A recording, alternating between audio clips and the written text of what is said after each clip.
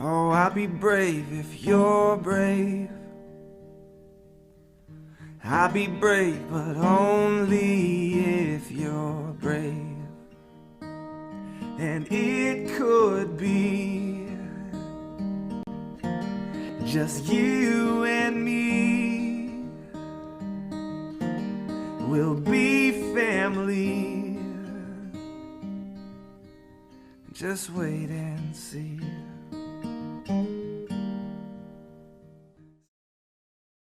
Good evening, everyone. Welcome to tonight's Lung Cancer Living Room. We're so happy to have you all joining us from wherever you may be around the country or around the world. Welcome, welcome, welcome. I'm Danielle Hicks. For those of you who may not know, I am Chief Patient Officer here at GoTo Foundation for Lung Cancer. For those of you who may not be familiar with our living room, it's a support and education series that we created specifically with patients and caregivers in mind, with the aim of facilitating educational talks from key opinion leaders in a format and language that the layperson can easily understand. So we hope you'll enjoy tonight's living room. Tonight we have Lori Fenton Ambrose, who is President and CEO of GoTo Foundation for Lung Cancer, joining us, as well as Francis Spruitt, who has been a panelist on the living room before, for those of you who've been watching for a while. He is a lung cancer survivor and patient advocate extraordinaire. Tonight, we're going to be speaking about the importance, or what we think is important to share with our community about GoTo, who we are, and what our overarching 5-year vision is, built completely with patients in mind.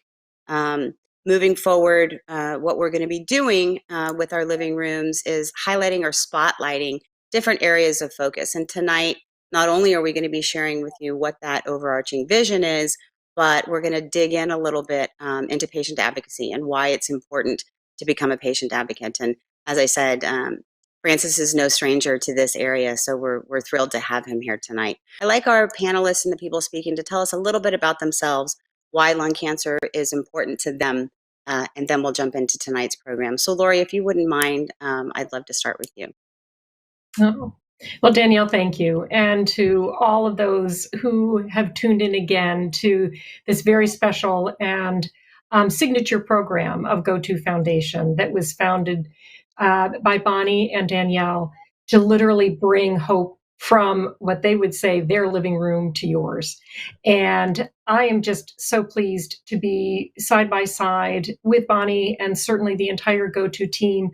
I've been a lung cancer advocate for over 16 years, and there isn't a day that goes by that I'm not humbled by this opportunity to improve our collective outcomes and as passionate as ever about achieving these goals. So I've been touched by this disease with friends who have had it, who have motivated me to elevate my voice and give my energy to doing right for a community that has long deserved it. So I'm a staunch patient advocate through and through, and will continue to be for as long as I can. So thanks, Danielle. Thank you, Lori. Francis, what about you? Tell us a little bit about yourself. Sure. I was diagnosed, it was last December actually. I was diagnosed 13 years ago. So I'm a non-small cell lung cancer survivor. I had a right upper lobectomy as well as chemotherapy in the spring of 2008. And later on in the program, I'll tell you good people why I advocate and why it's important for us to advocate, and why we need to get more survivors and anyone who is concerned about lung cancer, get them on board and help us advocate, for sure. Thank you, Francis. Okay, so with that, we're going to pull up. It's a pretty detailed conversation. So tonight we're doing things a little bit different, and we've got some slides that we want to share with you that will really show you the work and the vision, the vision of GoTo and the work that is, kind of filling up the back end behind that. So Lori, I'm going to turn it over to you. What we want to do tonight, because the go-to team is so excited about having spent some very important time together and really thinking about what it is that we could do to truly drive the next generation of survivorship, and in our view, transforming survivorship. That's the whole focus that Bonnie and I have brought together as this organization has come to be. But the vision of really trying to be, as Bonnie would say, aggressive and doubling down across the board in every sense of the word. We really want to see accelerated progress in a way that we haven't realized before. And so this is our opportunity to share with all of you why we are here, what our vision is, and how I hope that we all can collectively work to achieve this, and look forward to the dialogue to come around this. So it's what we refer to as calls to action. We are going to be doubling down to transform survival by 2025. For those who may be tuning in for the very first time to the living room, it's just important to ground you a little bit with who we are. And first and foremost, we've been founded by patients, and we serve our patient community. And it is about saving, extending, and improving the lives of those who could be vulnerable, at risk, and diagnosed with the disease. We have over 25 plus years of combined service to our community that is embedded locally and is sharing best practices now globally. And with our coming together now as Go-To Foundation, we're stretching coast to coast and everywhere in between. But our principal offices are in the San Francisco Bay Area and Washington, D.C. We're among the highest performing charities and have received the ratings that put us within that 7% percentile of all charities that are reviewed. And we feel very humbled to continue in consecutive years to achieve this, because we want all of you to know that what we do is done with the highest level of governance and integrity and thought about making sure we're delivering for all of you. And through all of our programs, our outreach like the living room, our events, our newsletters, our community activities, we reach over 10 million people annually. And we want to grow that as much as possible exponentially over the years. But it is important to know that we are reaching and we're connecting, but we still want more, a part of that network.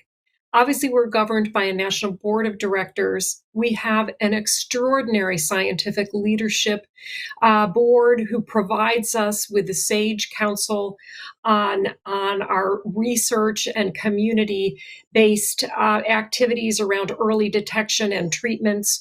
And of course, with Francis here as a representative, we also have a very select group of people who work with us in a volunteer capacity in a more embedded way to help us execute on our missions. And I say to Francis and to the other ambassadors on the council, a big thank you to the interest and the efforts that you provide. The next slide. So our vision is to double survival rates. They're approximately 20% now, but we are committed to seeing them rise to at least 40% by 2025. And our mission is transforming survivorship by saving and extending and improving the lives of our entire community. And I hope everyone will appreciate that our values cut us to and through our core, and that we are always patient first, that we will always be credible, community-minded, because we know the vast majority of people are accessing their care in communities most close to home. We are reliable. Whatever you need, we will be there for you. We'll be trailblazing. We don't mind being disruptors, because sometimes you just need to be. And We will always be authentic. Our work is about meeting the needs of patients, filling gaps that exist, and doing exactly what we learn from all of you needs to be done. We're going to empower everyone and ignore no one and do whatever it takes, no matter the need, whatever the need, and we're going to get it done together. So these are our North Stars, shall I say, our guiding principles that bind us and our community so close together. By coming together as go-to foundation for lung cancer, we have brought the best under one roof, and that it is now allowing us to provide our community with excellence across the entire continuum of care that always begins with patients and their needs and carries us through and then cycles back through this process. So our work is not just about early detection.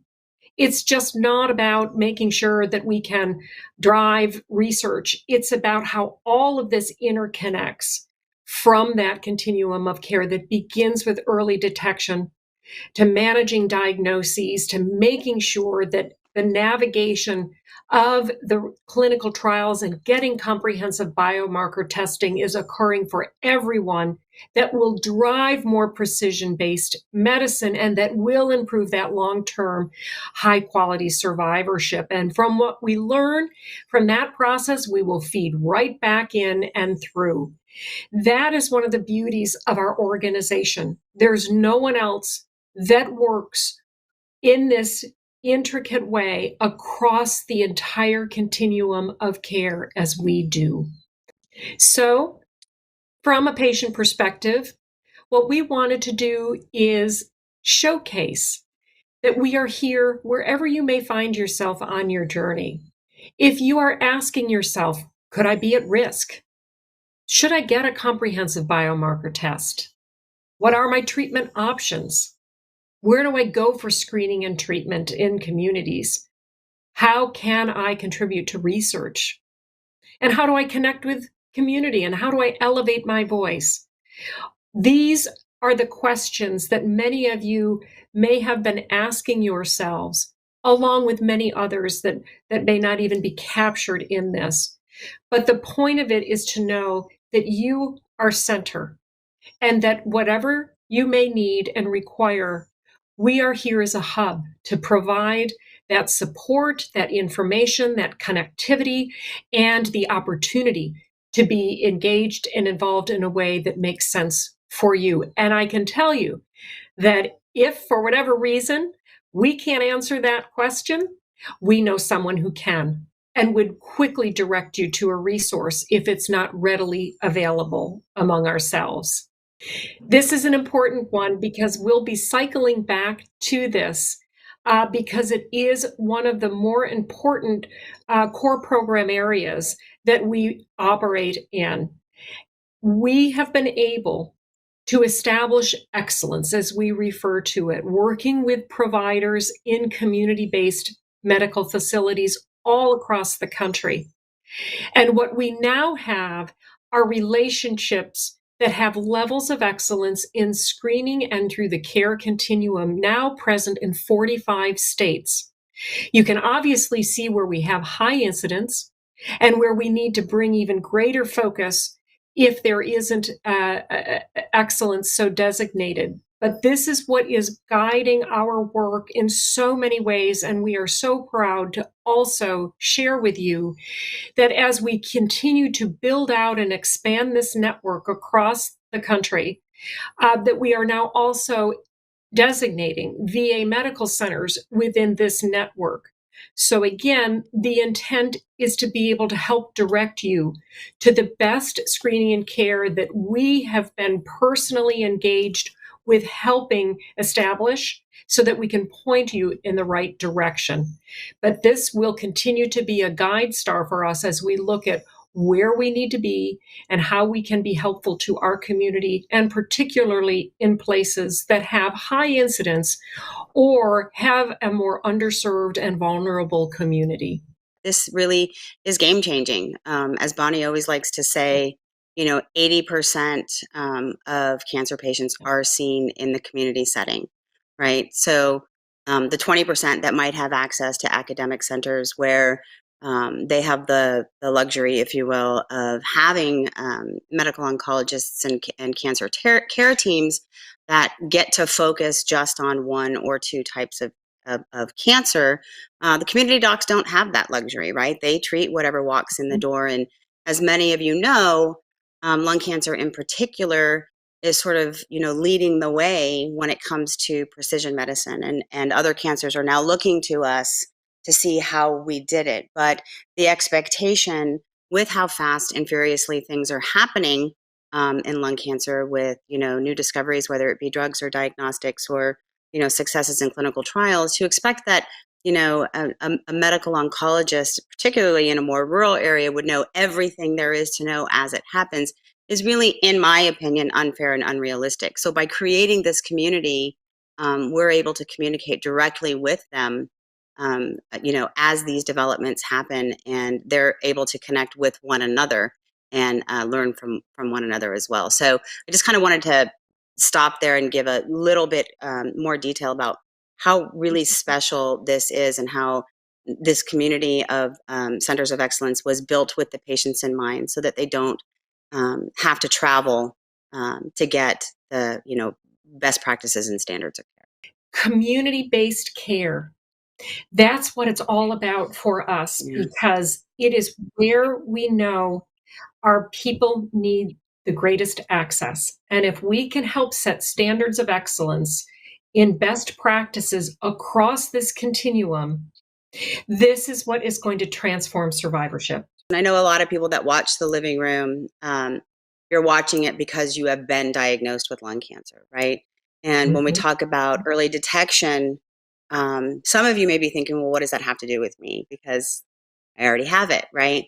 But what I like to look at continuing to have these robust conversations around early detection, because A, we know the earlier we find it, the more likely we are able to treat and cure it.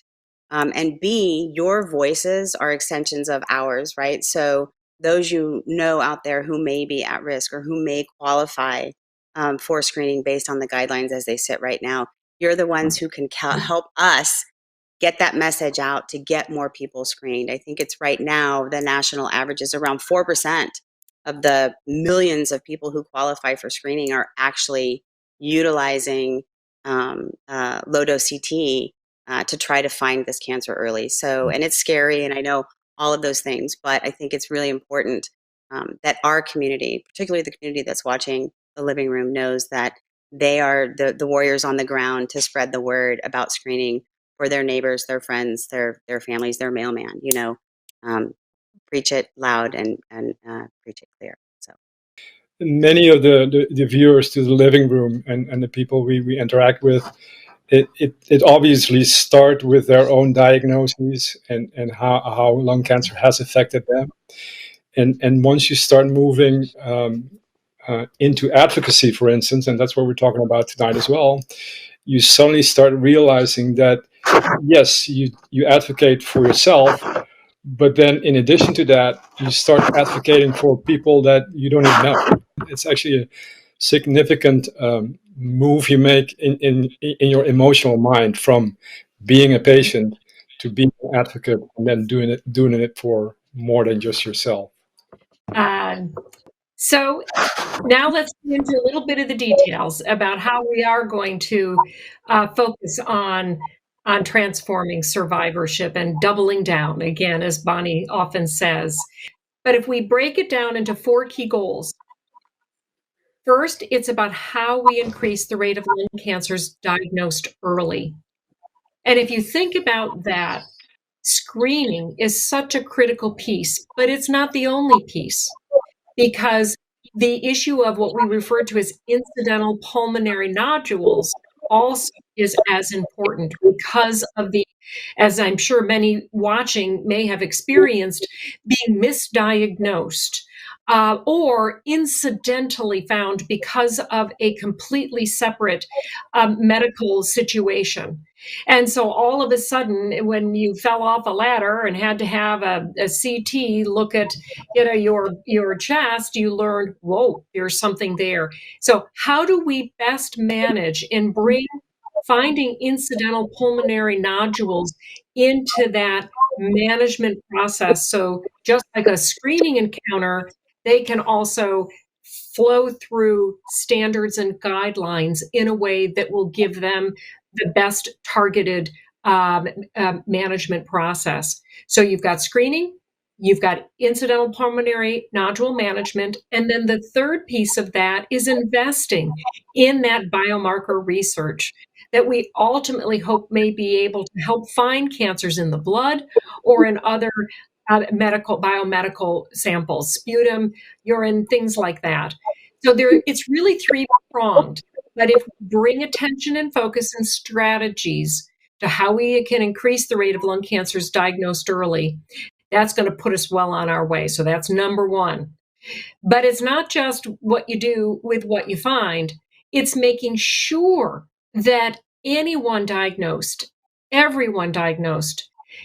gets comprehensive biomarker testing so that we can better guide more precision-based medicine that has better outcomes because of markers that may have a specific targetable opportunity with some of the new drugs coming online. And again, many of you watching understand this because you have had testing and you've had a mutation or a marker identified where certain drug treatments or immunotherapies will pose better outcomes in most cases.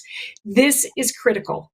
So this is the kind of the 1-2 punch that if we can find them early, but then make sure if diagnosed, you're on the right treatment pathway, as we say, the right treatment at the right time, that is going to also be transformational. You know, this has been, I don't want to say a fight, but sort of, for a long time, right?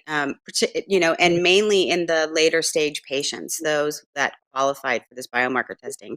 But because of the research that's been done, and more recently, the Adura trial and what that showed, even in early stage patients, having that biomarker testing done, regardless of stage, is proving to be more and more important. So it's more important than ever across all lung cancer diagnoses to really be focusing on this biomarker testing and you know, engaging with your healthcare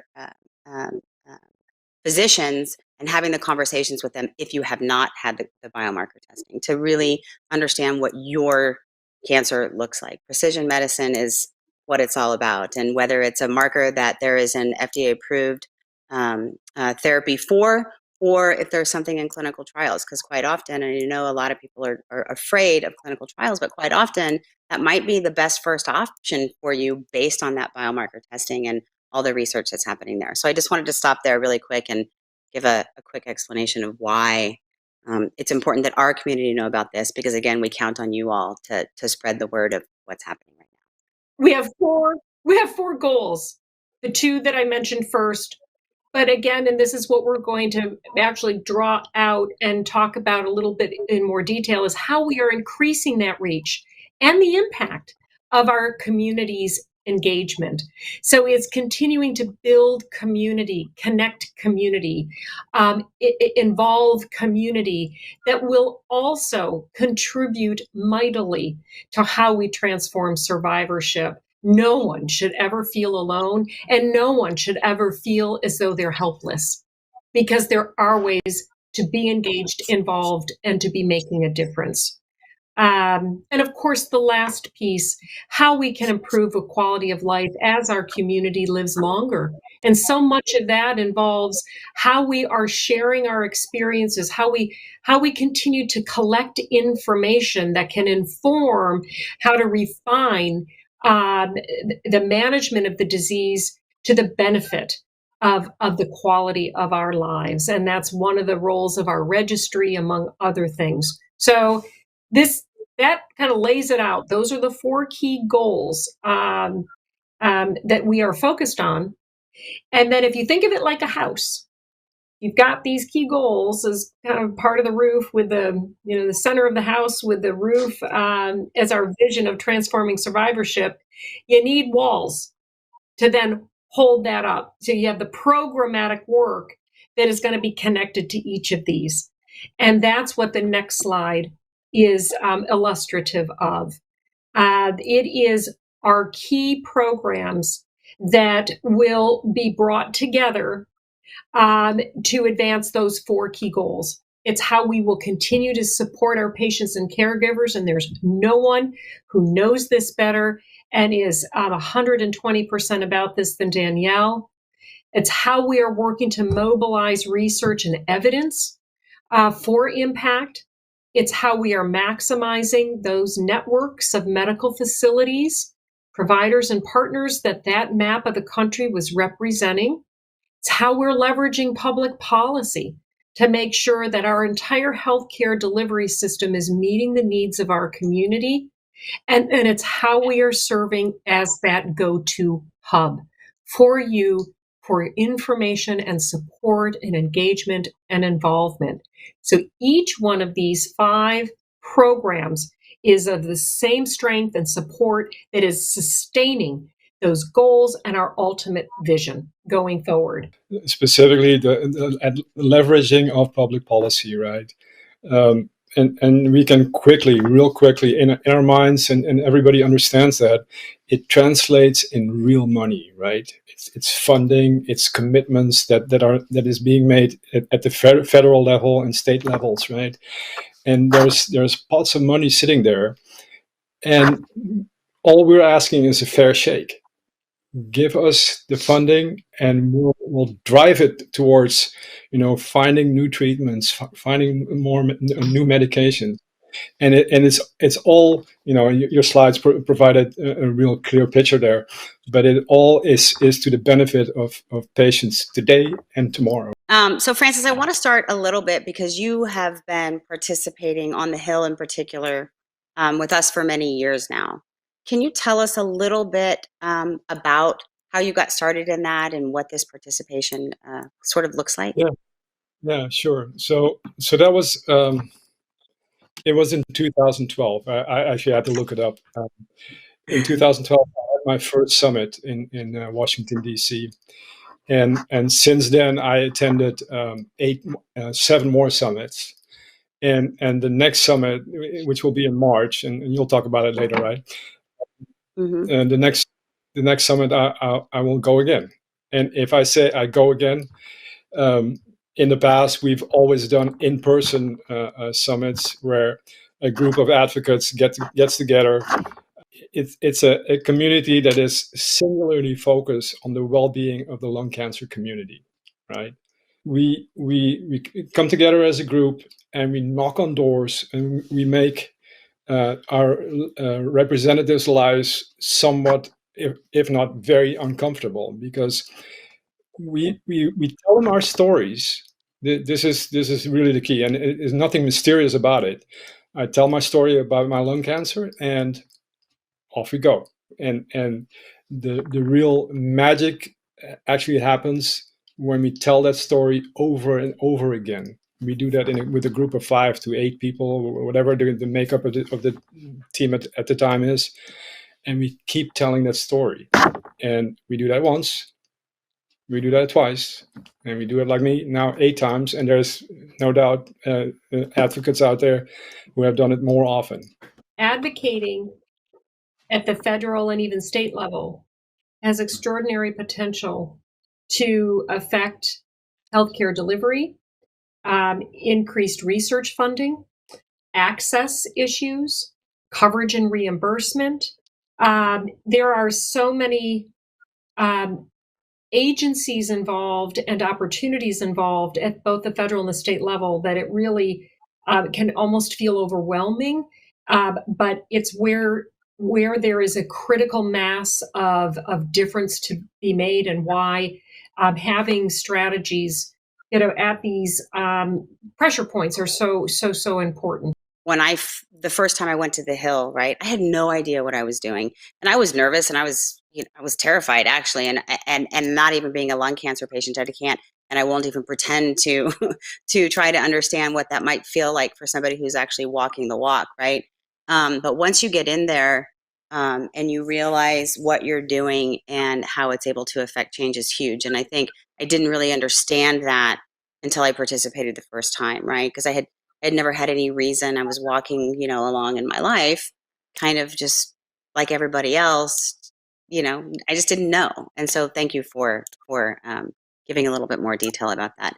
Francis, how do you view the Voices Advocacy Summit, and what has been your takeaway from the participation over many years? You literally walk up the hill and you go and visit these people. Well, today with COVID, we do that virtually. There is really no difference. Our mission is exactly the same, right? Because we're going to tell them our story. We tell them what we need, and we tell them, because we are here as lung cancer survivors, we need your help as representatives. That's really so abbreviated. That's really the mission, right? And the power comes from the multitudes of us, and we need more and more, and we need to just keep throwing people toward that mission. That's really what that's why I'm on this call, to make people sign up and become an advocate, really. And really, in this instance, when we're talking about being on the Hill, doing it virtually gives folks who wouldn't have been able to come to DC to do this live an opportunity to participate and share their voice. So one silver lining as it pertains in particular to the Voices Summit is it doesn't matter where you are in the country. You don't have to physically be in DC to participate and to help us sort of spread the word, if you will, to our state representatives. So in your opinion, how does a patient advocate, whether it be a patient themselves, a caregiver, a loved one, telling their story either about themselves or their loved one, help impact federal funding? So it's actually we know, the lung cancer community knows how many people are really affected, right, by lung cancer. It's like 150,000 people die of lung cancer every year, right? Now you go to those offices on Capitol Hill, you knock on those doors, and you find that most of them don't have a clue. They have no idea how many people are affected. It's sad, right? So that's one part of it. They're in their positions of power, and they have no idea how many people, and maybe a little bit more political, how many of their constituents are or will be affected by lung cancer. We need to tell them that, right? And we are there to tell them about our lung cancer journeys and our challenges. And we don't do that just one time. I keep going back to this same theme, right? I'm going to tell you one time. I'm going to tell you until I am no longer around, because that's how it works. I'm going to repeat it over and over again, and that was really a powerful moment when I shared my story. I usually go with my wife, and we shared our story, and the aide who we talked to, he recognized us. He's like, oh, there's Rosalind and Francis again. And so keep telling it and keep coming back. And they, eventually, this is always how it works with the little drops, right? Eventually people will first recognize it. They will accept your plight, or a plight of the lung cancer community in this case. And then they will start moving towards, doing the right thing. It's really important to point out that it's an opportunity for education, right? Because people don't know what they don't know. And there's nothing like, this type of information coming from the horse's mouth. I mean, there's plenty of things in our lives that we don't know about until it impacts us. And just what you're saying is kind of resonating with me in that sort of why it's so important, not just that we educate our own community and our whether it be our patients or healthcare professionals, but also those serving us up on the Hill, right? Our representatives up there, they don't know what they don't know. So it's wildly important that we help them understand. When we started this journey many years ago, I didn't even know my district representative, right? And Mike Thompson and us, we are like, we become friends, right?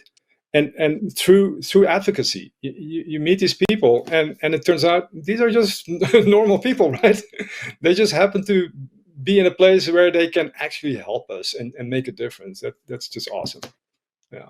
Francis and I go way back, and we've been together walking those halls, and it is you feel like you've taken 3 steps ahead and then 2 steps back, because every 2 years Congress changes, members leave, staff move on. And so that is why, to Francis's point, the import of just staying steady and continuing to educate, Danielle, as you were saying, because what you learn is that it's either, wow, I didn't know that, or yes, my family's been touched by it too. And it may be the first time that they've even publicly acknowledged it.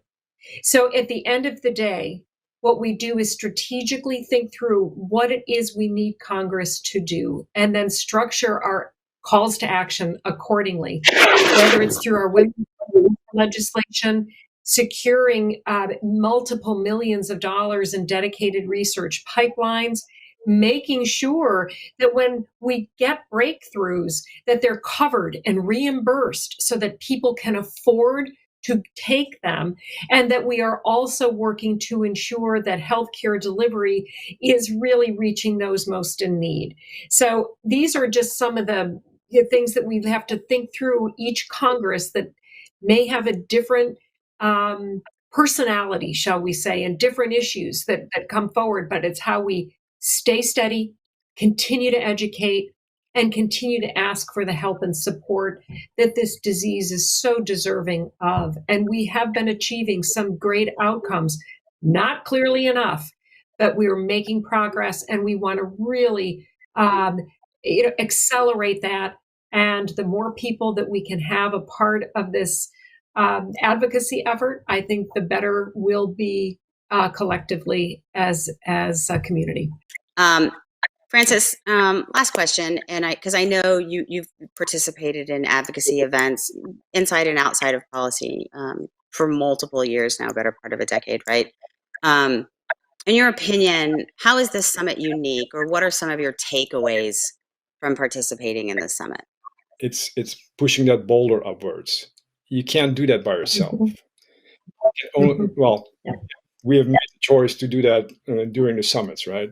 And of course, there's all kinds of other activities outside of that, but it's that activity. For me, it created a purpose in my life. Oftentimes, we wonder, why did I get lung cancer, right? And it's not for everyone, but I'm sure some of us are like, this is why I got lung cancer, because now I can do something that is valuable and important for other people, for myself and for other people, to get recognition at the federal level, at state level, and then drive money towards just a better situation overall.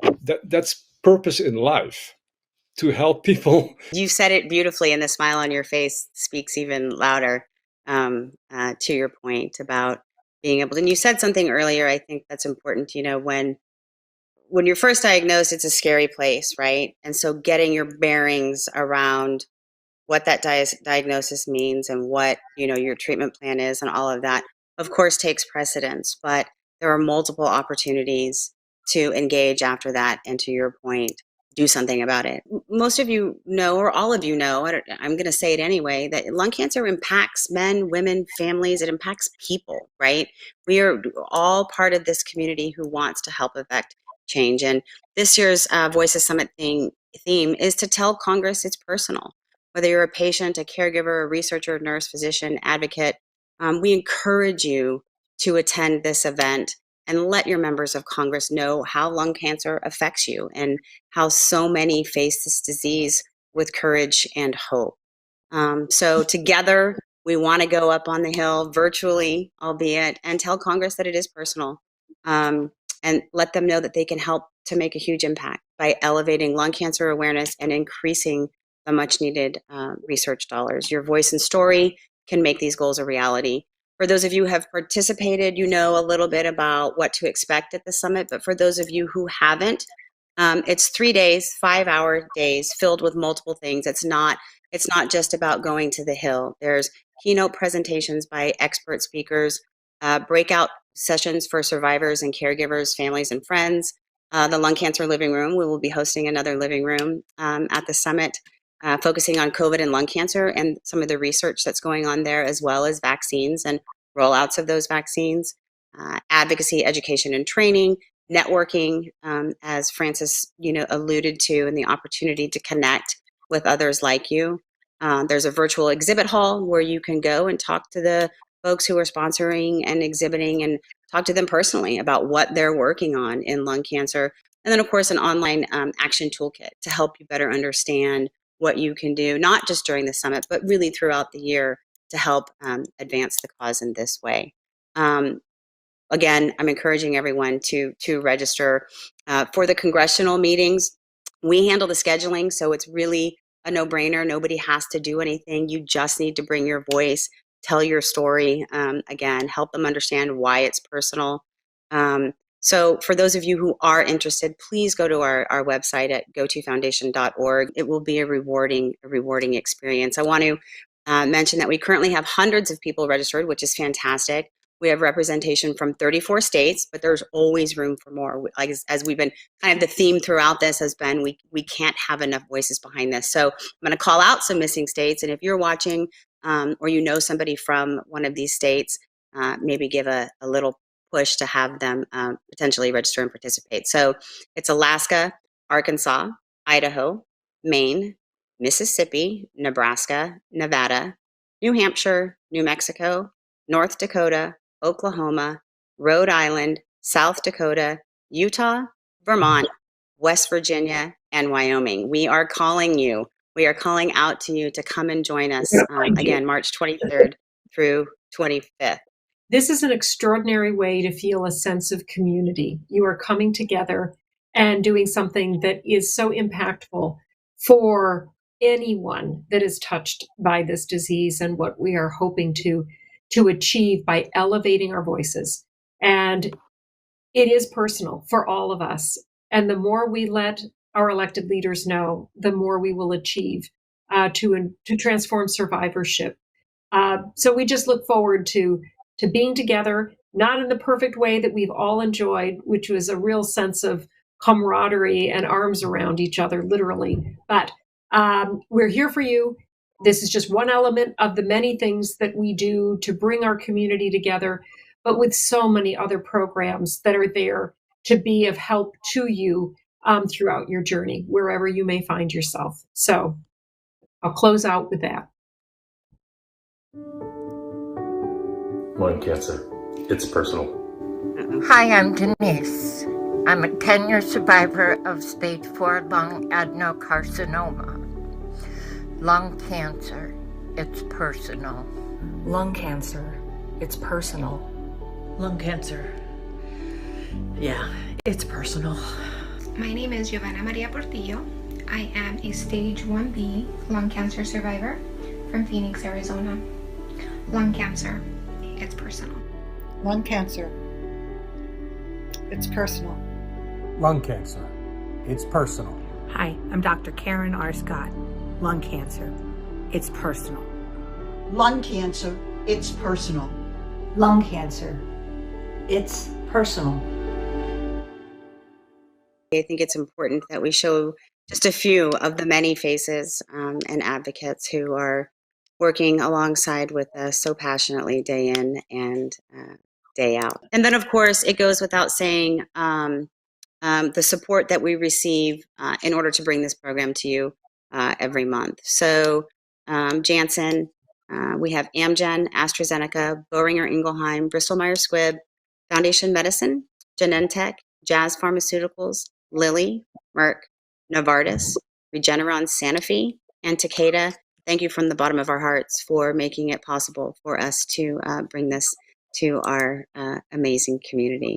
So thank you all for participating tonight. I am shocked that we are only 4 minutes over because there was so much to cover, but I think we all did such a great job. So thank you all. Have a good night, and we'll see you next month. Oh, I'll be brave if you're brave.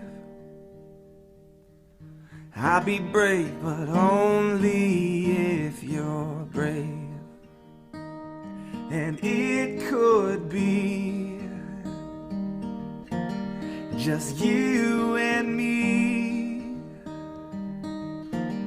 We'll be family. Just wait and see.